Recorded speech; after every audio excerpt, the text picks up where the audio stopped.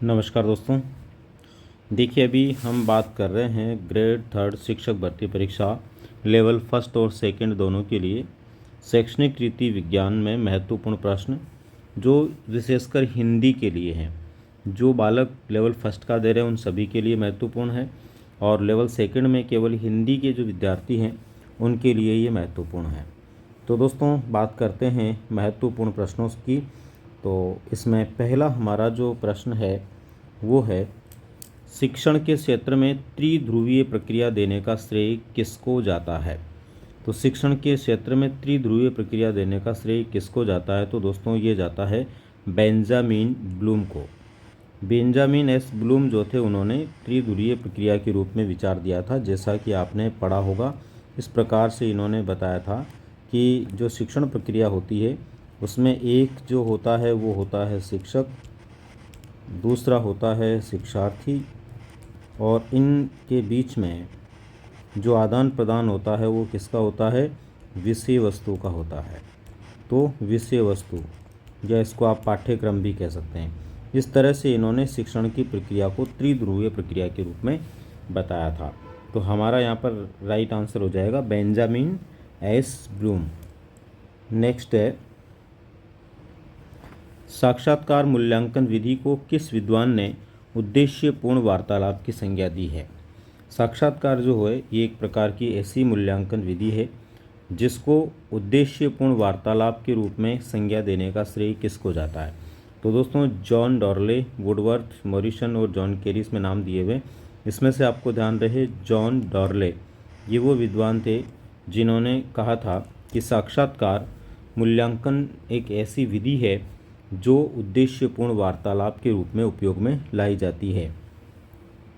Next question है, मूल्यांकन का वास्तविक अभिप्राय है परीक्षण करना, जांच करना, निर्णय लेना और देखना। दोस्तों, मूल्यांकन जो है इसके द्वारा एक बालक के बारे में ये निर्णय लिया जाता है कि वह बालक जो है आगे की कक्षा में जाने की स्थिति में है या नहीं है, या फिर उस बालक ने जो सीखा है वो किस सीमा तक सीखा है। इस बात का एक सही डिसीजन इसमें लिया जाता है। इसलिए राइट आंसर इसका हो जाएगा निर्णय लेना। यानी जब भी ऐसा प्रश्न आए मूल्यांकन का वास्तविक अभिप्राय पूछे तो हमारा आंसर क्या होगा, निर्णय लेना होगा। नेक्स्ट है, साखी अभिक्रमित अनुदेशन विधि का जनक कौन है। देखो, अभिक्रमित अनुदेशन विधि का सबसे पहले तो विकास जो हुआ है वो क्रिया प्रसूत सिद्धांत के आधार पर हुआ है। क्रिया प्रसूत जो सिद्धांत है उसके आधार पर हुआ है, और इस सिद्धांत के आधार पर इस विधि को सबसे पहले देने का श्रेय जाता है बीएफ स्किनर को। लेकिन बीएफ स्किनर ने रेखीय अभिक्रमित अनुदेशन विधि दी थी। यहाँ पर पूछ रहा साखी अभिक्रमित अनुदेशन, तो साखी अभिक्रमित अनुदेशन विधि देने का श्रेय जाता है नॉर्मन क्राउडर को। तो ध्यान रहे, हमारा साखी अभिक्रमित अनुदेशन आता है, तो राइट आंसर क्या होगा, साखी अभिक्रमित अनुदेशन। नेक्स्ट है, पर्यटन विधि के प्रथम विचारक पेस्टोलॉजी है। यानी सबसे पहले पर्यटन का विचार पेस्टोलॉजी ने दिया था, लेकिन वर्तमान समय में इसको शैक्षिक भ्रमण के नाम से जाना जाता है। इसको प्रस्तुत किसने किया, तो पर्यटन विधि को वर्तमान स्वरूप देने का श्रेय जाता है दोस्तों प्रोफेसर रेने को। अमेरिकी विद्वान प्रोफेसर रेने ने इसको शैक्षिक भ्रमण के नाम से या उद्देश्यपूर्ण शैक्षिक भ्रमण के नाम से वर्णित किया है। नेक्स्ट क्वेश्चन है, शिकागो विश्वविद्यालय के प्रोफेसर बेंजामिन ब्लूम ने शैक्षणिक उद्देश्यों का वर्गीकरण दिया। इसमें ज्ञानात्मक पक्ष का उच्चतर पद क्या होगा। यानी ज्ञानात्मक, भावात्मक, क्रियात्मक, ये वर्गीकरण दिया गया था इनके द्वारा। ज्ञानात्मक, भावात्मक और क्रियात्मक, तो ये सभी जो होते हैं इनका और आगे भी वर्गीकरण किया गया। तो इसके अंदर जो है सब में सबसे टॉप मोस्ट होता है ना, सर्वोच्च, वो होता है इसका उच्चतम स्तर। तो ज्ञानात्मक पक्ष का वर्गीकरण बेंजामिन एस ब्लूम के द्वारा किया गया, जिसमें इन्होंने 6 पद इसके बताए। उसमें सबसे उच्च पद क्या होता है, ज्ञान, ये नहीं होता, विश्लेषण भी नहीं होता, चरित्र निर्माण बिल्कुल इनके वर्गीकरण में आता ही नहीं है। तो इसमें है मूल्यांकन। ध्यान रहे, जो ज्ञानात्मक है उसका सर्वोच्च मूल्यांकन होता है, इसी प्रकार से जो भावात्मक है उसका चरित्र निर्माण होता है, और यदि क्रियात्मक का पूछे तो वहाँ पर आदत निर्माण होता है। ये इसके उच्चतर पद हैं। इसके बाद में नेक्स्ट क्वेश्चन है, किस भारतीय शिक्षण संस्थान ने ब्लूम के वर्गीकरण में दिए गए विश्लेषण, संश्लेषण, मूल्यांकन के स्थान पर सृजनात्मकता शब्द का प्रयोग किया? तो ऐसा कौन सा भारतीय संस्थान है जिसने इन 3 को हटा दिया? इनके वर्गीकरण में जो 6 पद दिए गए थे ज्ञानात्मक में, उसके अंदर इन्होंने जो है 3 तो वही माने प्लस 1 जो है सृजनात्मकता बना दिया, बाकी इन 3 के स्थान पर इनको हटा करके। तो ये कौन था? तो ये है संस्था है दोस्तों RCEM, यानी regional college of education Mysore. ये है रीजनल कॉलेज है, इसने इस प्रकार का वर्गीकरण दिया है जिसमें इन्होंने 6 के स्थान पर इसको कितने वर्गों में, 4 में बांट दिया। जिसमें ज्ञान को वैसे के वैसे रखा है इन्होंने, उसके बाद में अवबोध को वैसे का वैसे रखा है, उसके बाद में अनुप्रयोग को वैसा का वैसे रखा है, और उसके बाद में जो आगे के 3 थे उन तीनों को हटा करके उसके स्थान पर क्या दे दिया इन्होंने, सृजनात्मकता दे दिया। तो ये वर्गीकरण किसका है? ये है RCEM का।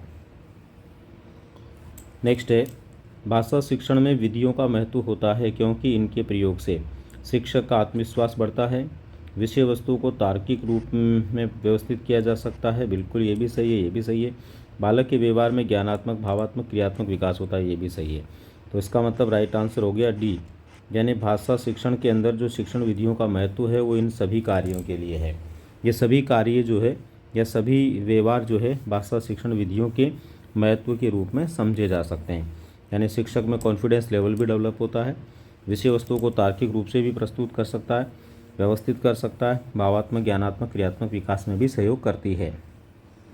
नेक्स्ट है, भाषा में भाषा प्रयोगशाला विधि का उपयोग है कक्षा अध्ययन की पूरक विधि के रूप में। बिल्कुल सही है।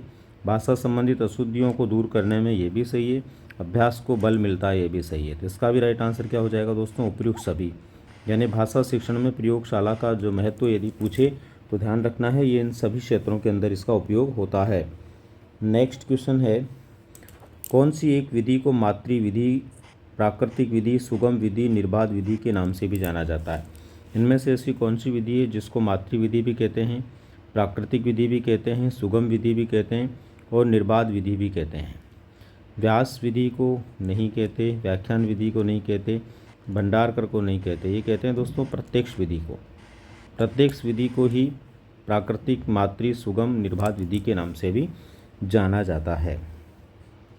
नेक्स्ट है, किंडरगार्टन जर्मन भाषा का शब्द है, इसका वास्तविक अभिप्राय क्या है? देखो ये जर्मन भाषा का जो शब्द है किंडरगार्टन, ये फ्रॉबेल ने दिया था। फ्रॉबेल जर्मनी के विद्वान थे और खेल खेल में बालक को सिखाने से संबंधित ये व्यवहार है।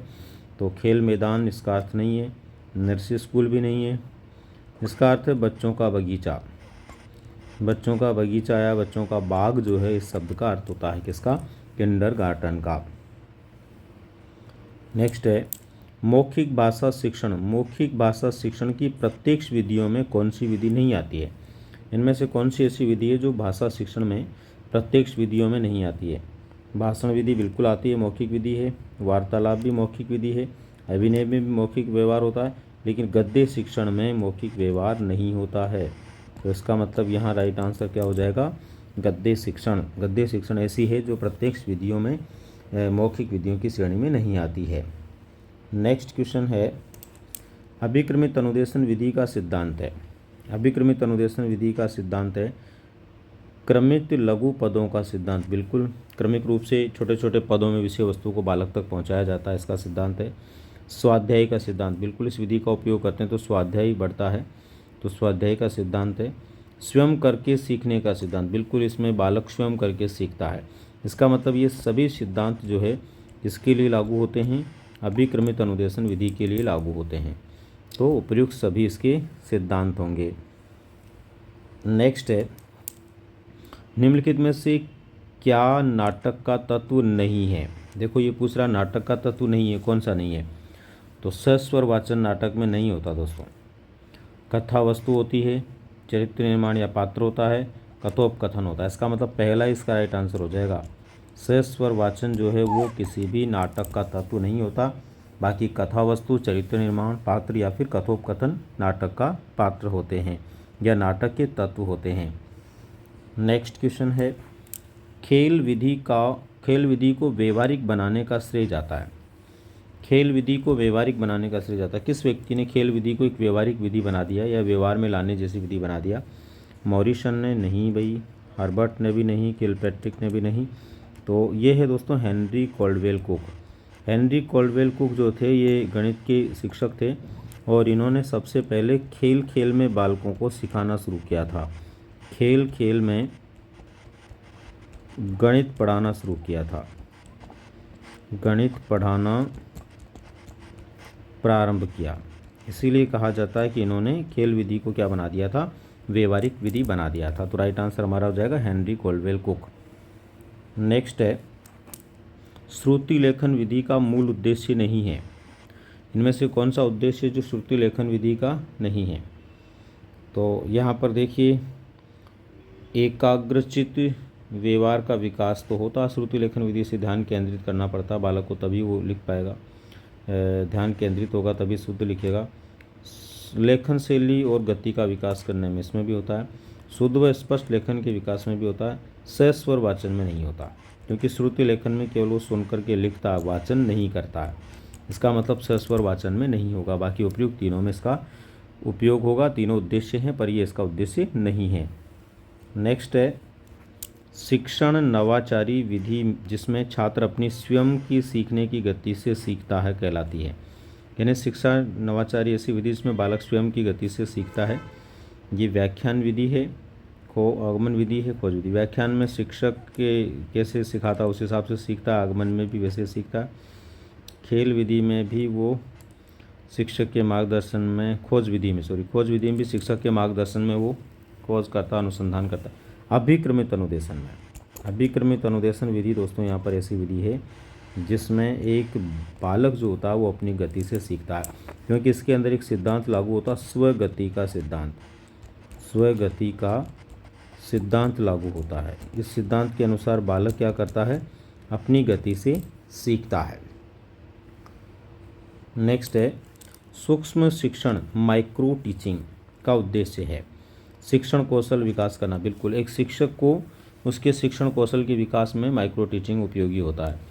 टीचर्स ट्रेनिंग के समय इसका उपयोग करते हैं। अधिगम कौशल विकास में ये नहीं है, अभिप्रेरणा में भी नहीं है, और शैक्षणिक योग्यता विकास में नहीं। तो ये राइट आंसर इसका हो गया दोस्तों। इसका मूल जो ध्येय है ना वो है शिक्षण कौशल विकास में इसका उपयोग किया जाता है।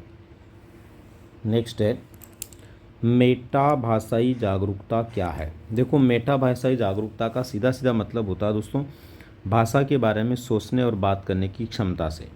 यानी एक बालक या व्यक्ति भाषा के बारे में सोचने और बात करने की जो क्षमता रखता है ना उसको हम बोलते हैं मेटा भाषाई जागरूकता।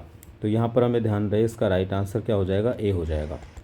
यानी कि जब दोनों चीज़ें आए, सोचने की भी बात आए और यहाँ पर जो है बात करने की क्षमता की भी बात आए, तो ये होगा।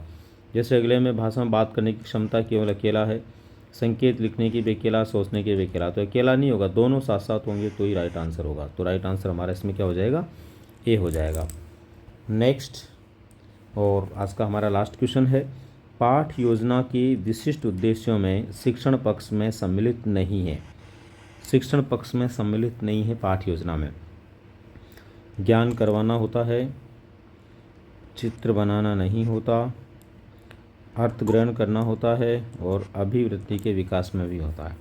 तो सम्मिलित नहीं होता पूछ रहा, तो राइट आंसर हमारा हो जाएगा चित्र बनाना। यानी पाठ योजना से संबंधित जो व्यवहार है उसमें शिक्षण के विशिष्ट उद्देश्यों में चित्र बनाना सम्मिलित नहीं होता, बाकी होता है। तो दोस्तों ये थे हमारे हिंदी से संबंधित महत्वपूर्ण 20 प्रश्न। आप सभी लोगों ने इसको ध्यान से देखा, सुना और परीक्षा के लिए अपने आप को तैयार करने के लिए एक अवसर को प्राप्त किया। इसके लिए आप सभी का बहुत बहुत धन्यवाद।